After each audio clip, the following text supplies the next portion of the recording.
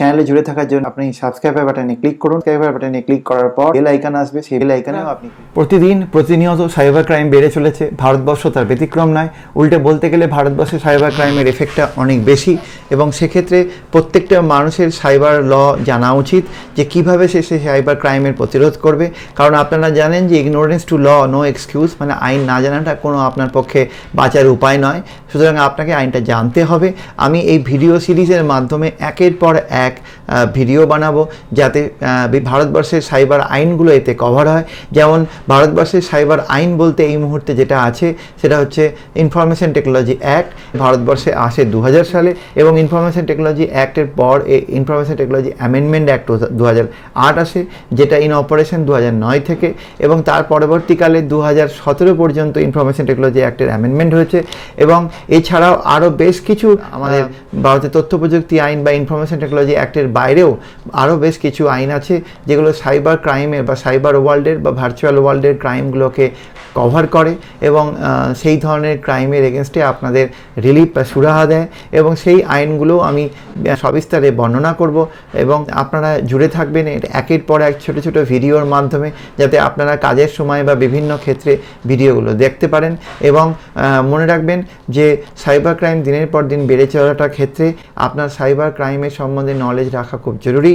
কারণ আমরা ভারতবাসীরা পৃথিবীর দ্বিতীয় অথবা তৃতীয় বৃহত্তম, যদি বিতর্ক আছে কেউ দ্বিতীয় কেউ তৃতীয় বলে, বাট ভারতবর্ষে ইন্টারনেট ইউজারদের ক্ষেত্রে একদম প্রথম সারির দিকে রয়েছে। এবং যেহেতু ব্যবহারের পরিমাণ এত বেড়েছে, সুতরাং ক্রাইমও প্রচুর পরিমাণে বেড়েছে। এবং যেহেতু এনসিআরবির ডেটা নিই তাহলেও আমরা দেখবো যে হ্যাঁ, ক্রাইম কী হারে প্রতি বছর বাড়ছে। সেক্ষেত্রে সাইবার ক্রাইমের ক্ষেত্রে আমাদের ইনফরমেশন টেকনোলজি অ্যাক্টের সবিস্তারে বর্ণনা বা জানা প্রয়োজন। খুব একটা বড় আইন আইটি অ্যাক্ট নয়, মাত্র 94টা সেকশনের মধ্যে 4টে সেকশন অমিটেড হয়েছে এবং তার মধ্যে সব সেকশনে আপনাকে মনে রাখতে হবে এরম ব্যাপার নেই। আপনি একটা নলেজ রাখবেন। আমার ভিডিও তো আপনার সাথে রইলই। বন্ধুরা, পৃথিবী জুড়ে সাইবার ক্রাইম বেড়ে চলেছে এবং এই বর্ধিত সাইবার ক্রাইমের শিকার ভারতবর্ষের মানুষও। এবং ভারতবর্ষের প্রতিনিয়ত সাইবার ক্রাইমের বৃদ্ধির হার আমরা এনসিআরবির ডেটা অন্যান্য সূত্র থেকে জানতে পারছি। এবং এক ভয়ঙ্কর পরিস্থিতি হচ্ছে এই ভার্চুয়াল ওয়ার্ল্ডের বিভিন্ন ক্রাইমের মাধ্যমে। হোয়াইট কলার ক্রাইম ভার্চুয়াল ওয়ার্ল্ডের মাধ্যমে প্রচুর বেড়ে গেছে। অনেকে এই কথাও বলেন যে আগামী দিনে হয়তো ফিজিক্যাল ওয়ার্ল্ডে ক্রাইম প্রায় কমে যাবে এবং যা ক্রাইম থাকবে ভার্চুয়াল ওয়ার্ল্ডেই ক্রাইম থাকবে। এবং প্রতিনিয়ত আমরা দেখছি যে সাইবার ওয়ার্ল্ডের ক্রাইম ভারতবর্ষের প্রচুর মানুষ শিকার হচ্ছে এবং প্রতি বছর প্রপোর্শনেটলি সাইবার ক্রাইম বাড়তে থাকছে। এবং এই বর্ধিত সাইবার ক্রাইমের ব্যাকগ্রাউন্ডে আমাদের সাইবার আইনটা ভালো করে জানা জরুরি। ভারতবর্ষে কোন কোন আইন আছে যেটা সাইবার ক্রাইমের এগেনস্টে আপনাকে সমাধান দেবে, রিলিফ দেবে, রেমেডি দেবে, সেগুলো আমি এই ভিডিওর মাধ্যমে পরপর আলোচনা করব। এটা একটা ভিডিও সিরিজ এবং বিভিন্ন ভিডিও এর মধ্যে থাকবে, ছোট ছোট ভিডিও। আপনারা প্রত্যেকটা ভিডিও দেখবেন, আগের ভিডিও দেখে পরের ভিডিওটা আপনারা দেখবেন, আপনাদের অনেক সুবিধা হবে। সাইবার লটা জানা খুব জরুরি। সাইবার ল সম্বন্ধে, সাইবার ক্রাইম সম্বন্ধে আপনাদের অনেকেরই অনেক কৌতূহল আছে। সেক্ষেত্রে এই কৌতূহল নিবারণের জন্য এবং আপনাদের নলেজের জন্য আমি একের পর এক ভিডিও বানাতে থাকবো। সাইবার ক্রাইম 3 রকমের মোটামুটিভাবে আমরা দেখতে পাই। Cyber crime against the property, অর্থাৎ কোনো সম্পত্তির এগেনস্টে সাইবার ক্রাইম, আপনার ব্যক্তিগত সম্পত্তির এগেনস্টে। একটা হচ্ছে cyber crime against the person. Cyber crime against the প্রপার্টির ক্ষেত্রে আমরা জানি যে আপনার কোনো সম্পত্তি বা সম্পত্তির এগেনস্টে সাইবার ক্রাইম টার্গেট হয়, আপনার অর্থ, আপনার ব্যাঙ্ক অ্যাকাউন্ট, অ্যাসেট ইত্যাদি ইত্যাদি।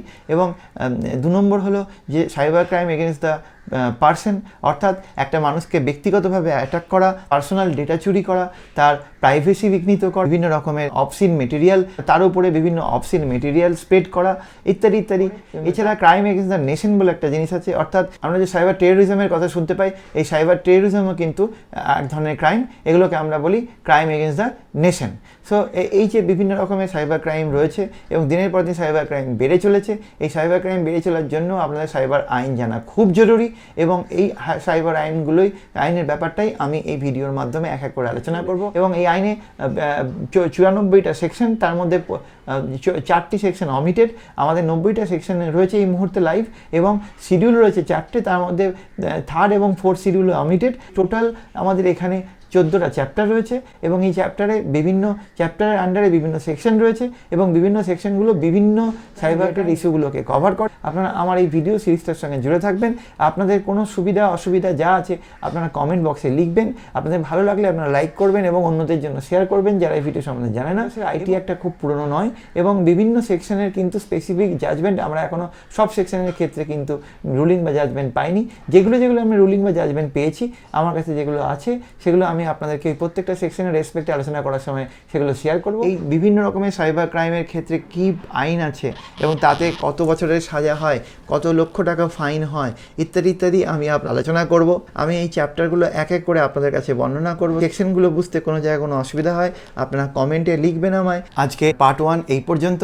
পার্ট 2-র জন্য অপেক্ষা করুন এবং আপনারা এই পার্ট 1 দেখার পর অবশ্যই পার্ট 2টা দেখবেন এবং আমার মনে হয় আপনাদের ভালো লাগবে। আপনারা আমার সঙ্গে জুড়ে থাকবেন সাবস্ক্রাইব করে, যাতে কোনো ভিডিও আপনাদের মিস না হয়। ধন্যবাদ, থ্যাংক ইউ।